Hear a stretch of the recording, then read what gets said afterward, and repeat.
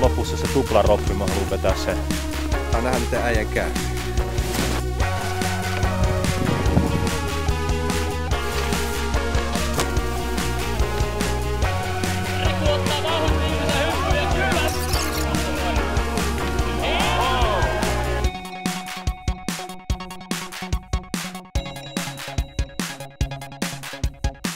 Sieltähän on se kuva tuolta alhaalta päin tuosta jyrkästä.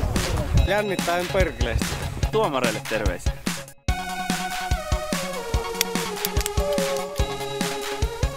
Niin, voidaan sen tehdä. Isolla haaralla.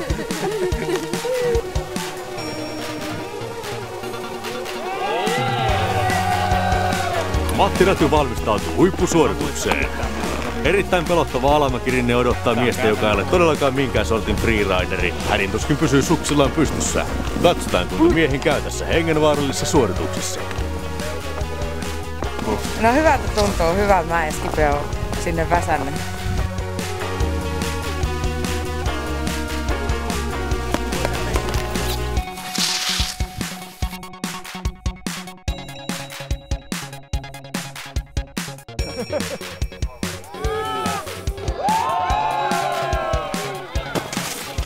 Kauhittiko tätä Tero otettiin?